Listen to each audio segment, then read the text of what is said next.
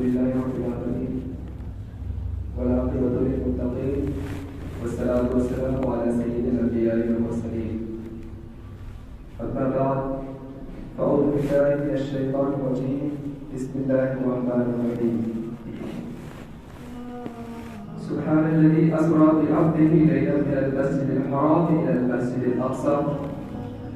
الأقصى الذي باركنا حوله لنريه من آياتنا إنه هو السميع البصير. صدق الله العلي العظيم وبلغنا رسوله النبي الأمين الكريم ونحن على ذلك لمن الشاهدين والشاكرين والحمد لله رب العالمين.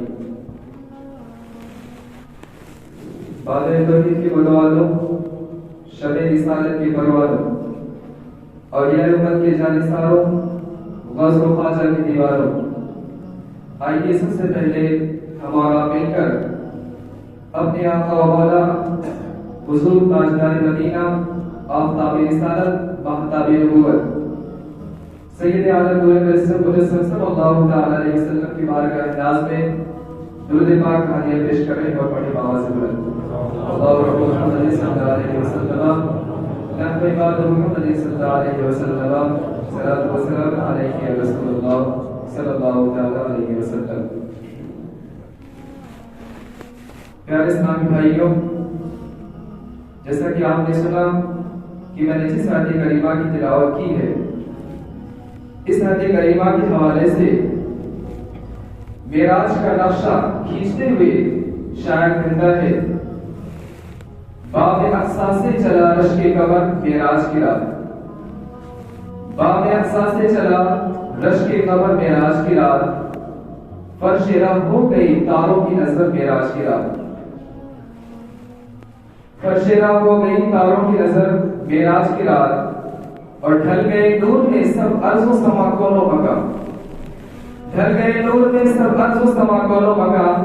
لا مکان تک ہوئی پرواز بشر معراج کی رات. لا مکان تک ہوئی پرواز بشر معراج کی رات.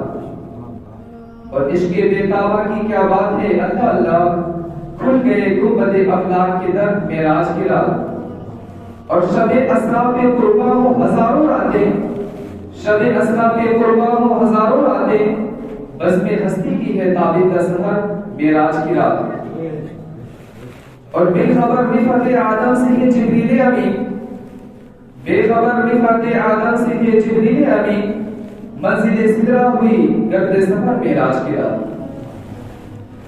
اور ایک دوسرا شاعر کہتا ہے، ذرا ملاحظہ کیجیے کتنا بہترین شعر کہتا ہے کہ سبحانی رات تھی اور پرسکون زمانہ تھا. سبحانی رات تھی اور پرسکون زمانہ تھا، اثر میں ڈوبا ہوا جذب عاشقانہ تھا. اور انہیں تو عرش میں محبوب کو بلانا تھا، ہوس تھی دید کی معراج کا بہانہ تھا. سر لامکاں سے طلب ہوئی سر منتہا کو چلے نبی. ناظرین کرام، میں نے ابھی جس آیت کریمہ کی تلاوت کا شرف حاصل کیا، اللہ تعالیٰ ارشاد فرماتا ہے: سبحان الذی اسری بعبدہ لیلا من المسجد الحرام الی المسجد الاقصی الذی بارکنا حولہ لنریہ من آیاتنا. جس کا سیدھا سا ٹرانسلیشن یہ ہے کہ پاک ہے وہ ذات کہ جس نے رات کے تھوڑے سے حصے میں اپنے محبوب اور مقرب بندے کو مسجد حرام سے مسجد اقصی تک لے گئی، جس کے گرد و نواح کو ہم نے بابرکت بنا دیا ہے تاکہ ہم اسے یعنی اس بندے کامل کو اپنی نشانیاں دکھائیں. ناظرین کرام، جیسا کہ آپ سبھی حضرات کو معلوم ہے کہ اسلامی سال کا یہ 7واں مہینہ رجب المرجب کا مہینہ چل رہا ہے، اور آج رجب کی 23 تاریخ ہو چکی ہے. اور آنے والے 28 فروری کو یعنی منڈے کی رات کو رجب کی 27ویں رات ہوگی. اسی کو ہم شب معراج کے نام سے جانتے اور پہچانتے ہیں.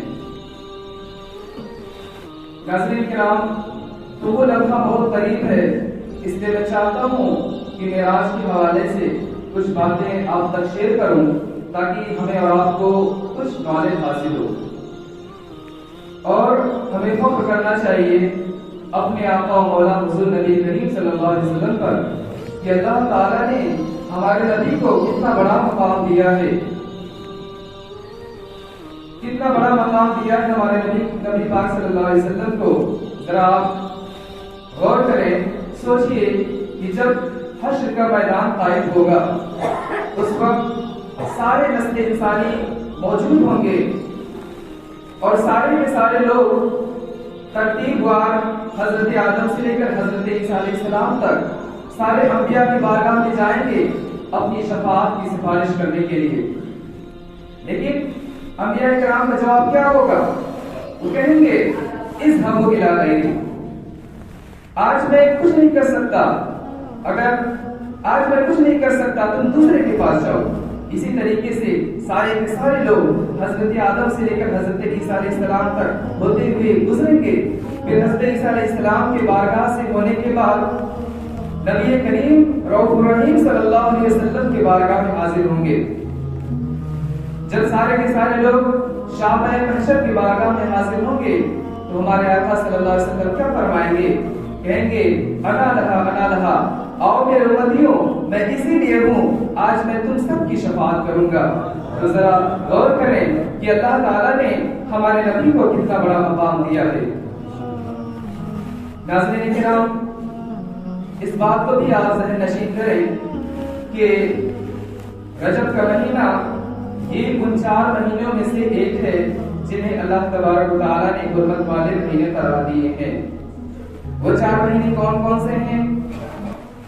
پہلا ہے ذی القعدہ، ذی الحجہ، محرم الحرام اور رجب المرجب۔ یہ 4 مہینے ایسے ہیں جنہیں اللہ تبارک و تعالیٰ نے حرمت والے مہینے قرار دیے ہیں، اور یہ 4 مہینے ایسے حرمت والے مہینے ہیں کہ ان کا احترام زمانہ جاہلیت میں بھی کیا جاتا تھا۔ زمانہ جاہلیت کے لوگ بھی ان 4 مہینوں کا بڑا احترام کرتے تھے۔ ان مہینوں میں لوگ قتل و غارت اور جنگ و جدال سے باز رہا کرتے تھے، سارے کے سارے لوگ امن و امان اور سکون کا گہوارہ ایک ماحول بنا کر رکھتے تھے۔ تو یہ رجب کے مہینے کی حرمت کا پتہ چلتا ہے۔ اور ناظرین کرام، ماہ رجب کی حرمت کا اندازہ اس بات سے بھی لگایا جا سکتا ہے کہ جب رجب کا مہینہ آتا تو ہمارے آقا اور آقا مولا اللہ کے نبی صلی اللہ علیہ وسلم اللہ تعالیٰ سے دعا مانگا کرتے تھے، اللہم بارک لنا فی رجب و شعبان و بلغنا رمضان، اے اللہ ہمیں رجب اور شعبان کے مہینے میں برکتیں عطا فرما اور رمضان تک پہنچا دے۔ اور پیارے بھائیوں، ماہ رجب میں جو سب سے اہم ترین اور تعجب خیز کارنامہ پیش آیا وہ ہے معراج کا واقعہ۔ لہذا معراج کی 27ویں رات ہوتی ہے، اللہ تعالیٰ اپنے محبوب کو اپنی دیدار کے لیے بلایا۔ یاد رکھیے کہ معراج کی رات، معراج کا واقعہ یہ اللہ تعالیٰ کی نشانیوں میں سے ایک عظیم نشانی ہے۔ اس سفر کو طے کرنے میں کتنا وقت لگا یہ اللہ اور اس کے رسول سے بے کر کوئی نہیں جانتا۔ اللہ تعالیٰ نے اس رات اپنے محبوب پیغمبر حضرت محمد مصطفیٰ صلی اللہ علیہ وسلم کو اپنی دیدار کے لیے بلایا اور اپنی قدرت کاملہ کا مشاہدہ کرایا۔ اور معراج کا واقعہ کب پیش آیا؟ یہ اعلان نبوت کے 10ویں سال اور مدینہ ہجرت کرنے سے 1 سال قبل مکہ مکرمہ میں پیش آیا۔ لہذا رجب کی 27ویں رات ہے، اللہ تعالیٰ ارشاد فرماتا ہے فرشتوں سے، اے فرشتوں آج کی رات میری حمد و ثنا اور تسبیح کرنا بند کرو، آج کی رات جنت الفردوس کو لباس اور زیورات سے آراستہ کرو۔ اے جبریل، میکائیل کو میرا ایک پیغام سنا دو کہ وہ رزق کا پیمانہ ہاتھ سے علیحدہ کر دے۔ اے جبرائیل، اسرافیل سے کہہ دو کہ وہ کچھ عرصے کے لیے سور کو موقوف کر دے۔ اسرائیل سے کہہ دو کہ وہ کچھ دیر کے لیے روحوں کو قبض کرنے سے ہاتھ اٹھا لے، اور مشرق سے لے کر مغرب تک جس قدر قبریں ہیں ان سے عذاب کو ختم کر دیا جائے۔ آج کی رات میرے محبوب کے استقبال کے لیے سب تیار ہو جاؤ۔ میرے بھائیو، ذرا ایک نقشہ اپنے ذہن میں بنا کر چلیے، سوچئے کہ وہ ماہ رجب کی 27ویں رات اس قدر پرطیب رہی ہوگی کہ مطلب بالکل صاف ہے، فضاؤں میں عجیب سی کیفیت تاری ہے، ستارے پوری آب و تاب کے ساتھ جھلملا رہے ہیں، پوری دنیا پر سکون اور خاموشی سے چھائی ہوئی ہے۔ لہذا جب رات کا آدھا حصہ گزرتا ہے تو یکایک آسمانی دنیا کا دروازہ کھل جاتا ہے اور انوار تجلیات کے چرمٹ میں جنتی براق لے کر حضرت جبریل امین حضرت ام ہانی رضی اللہ تعالیٰ عنہ کے گھر جو نبی کریم صلی اللہ علیہ وسلم کی چچا زاد بہن تھی وہاں تشریف لاتے ہیں، جہاں ہمارے آقا صلی اللہ علیہ وسلم ماہر خواب ہیں، آنکھیں بند کیے ہوئے دل بیدار ہے۔ حضرت جبریل امین آپ کے بارگاہ میں حاضر ہوتے ہیں، ہاتھ باندھ کر کھڑے ہیں، سوچ رہے ہیں کیسے اللہ کے نبی کو بیدار کیا جائے، کیسے اللہ کے نبی کو بیدار کیا جائے۔ اگر آواز دے کر جگاؤں تو یہ بے حرمتی اور گستاخی ہونے کا خطرہ اور اندیشہ ہے۔ میرے بھائی، یہاں پہ غور کرنے کا مقام ہے کس طرح حضرت جبریل امین آقا کریم صلی اللہ علیہ وسلم کی حرمت کا لحاظ رکھ رہے ہیں، آپ کی عظمت کا لحاظ رکھ رہے ہیں۔ اور آج کے دور میں دیکھیے، آج کے بد مذہبوں کو دیکھیے کس طرح وہ بے شرمی کے ساتھ کھلا نبی کریم صلی اللہ علیہ وسلم کی شان میں گستاخیاں کرتے ہیں۔ وہ نبی کریم صلی اللہ علیہ وسلم کی شان میں گستاخیاں کرتے ہیں، انہیں شرم تک نہیں آتی کہ جس نبی کی امت میں وہ جی رہے ہیں، جو نبی اپنے امت کے لیے اتنا فکر مند ہو، جو پیدا ہوتے ہی اپنے امتیوں کو یاد کرے، جو رب حبلی امتی کی صدائیں بلند کرے، آخر ہم اس نبی کے بارے میں کیسے بدگمانی کریں؟ لیکن دوستو، یہ آج کے ماڈرن اور جدید دنیا میں یہ حضرات بالکل اسلام سے ہٹ چکے ہیں، انہیں اپنے تکبرانہ رویے کے آگے کسی کی حرمت کا اندازہ نہیں لگتا، وہ کسی کو اہمیت نہیں دیتے۔ لہذا اور آج تو بعض حضرات معراج النبی کا بھی انکار کرتے ہیں، آخر وہ کیسے انکار کر سکتے ہیں؟ ذرا یاد کریے، حضرت ابوبکر رضی اللہ تعالیٰ عنہ، کیا حضرت ابوبکر رضی اللہ تعالیٰ عنہ سے زیادہ کوئی افضل ہے؟ کیا اس سے زیادہ کوئی اہمیت کا حامل ہے؟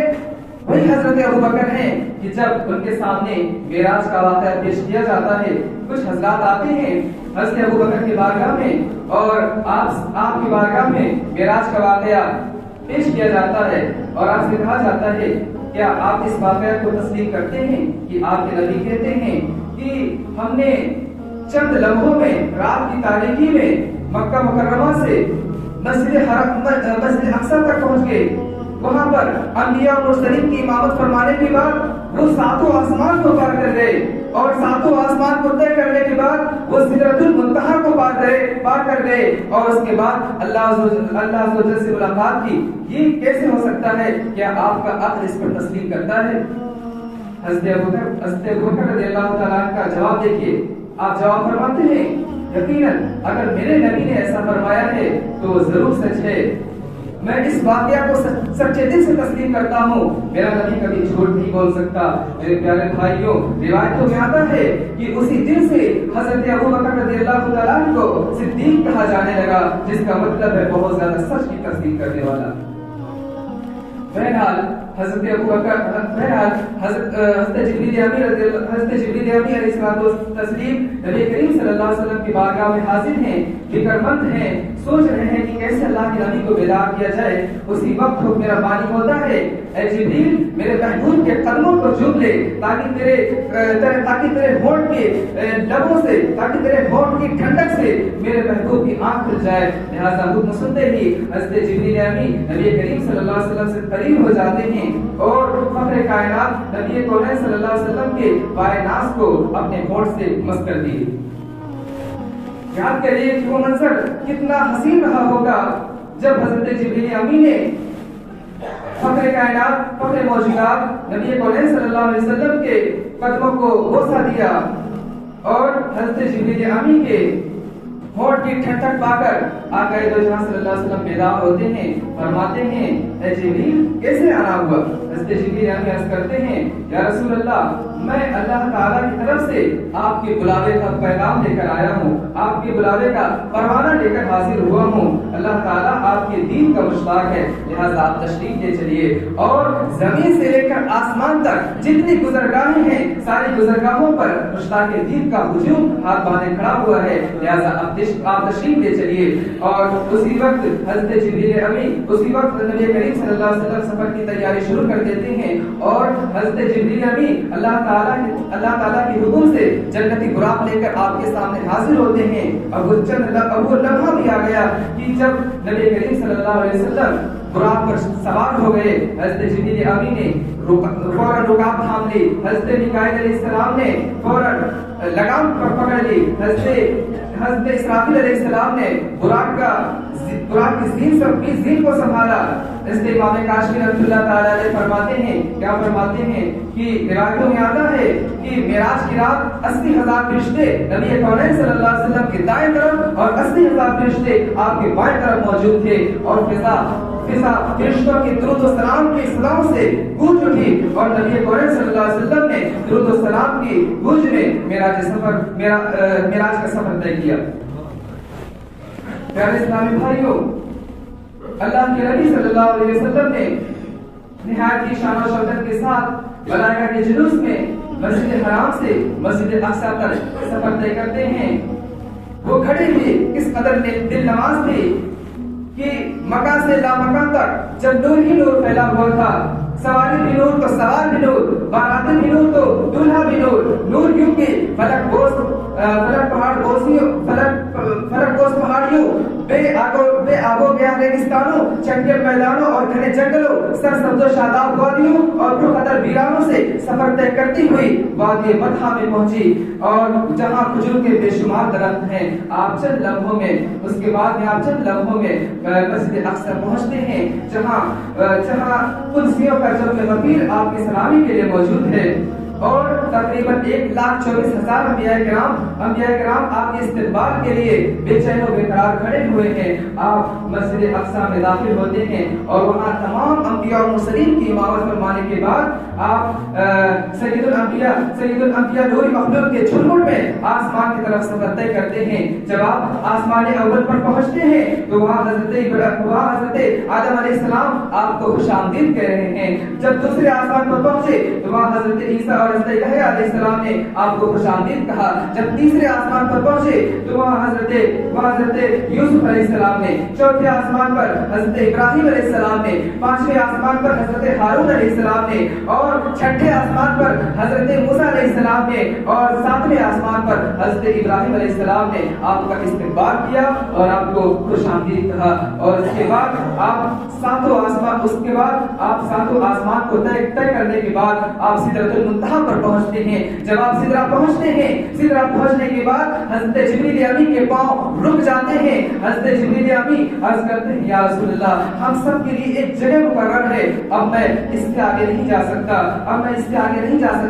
اگر میں اس سے ایک بال برابر بھی آگے بڑھوں گا تو اللہ کے انوار و تجلیات میرے پروں کو جلا کر راہ کر دیں گے۔ اللہ اکبر! ذرا حضور کی رفعت و عظمت کا اندازہ لگائیے کہ جہاں شہباز سدرہ کے بازو تھک جائیں وہاں میرے نبی کی پرواز شروع ہوتی ہے۔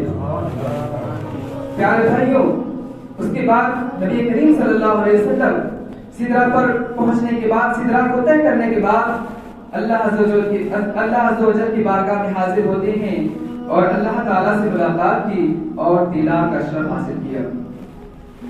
تو ناظرین کرام، یہ ہے سفر معراج کا ایک پروسیس جو ہم نے آپ کو بتا دیا ہے۔ اور اب رہی بات کہ جب نبی کریم صلی اللہ علیہ وسلم نے اللہ تبارک و تعالیٰ سے ملاقات کی، اس وقت اللہ تعالیٰ نے آپ کو کون کون سے تحفے دیے، ذرا ملاحظہ کریں۔ شب معراج اللہ تعالیٰ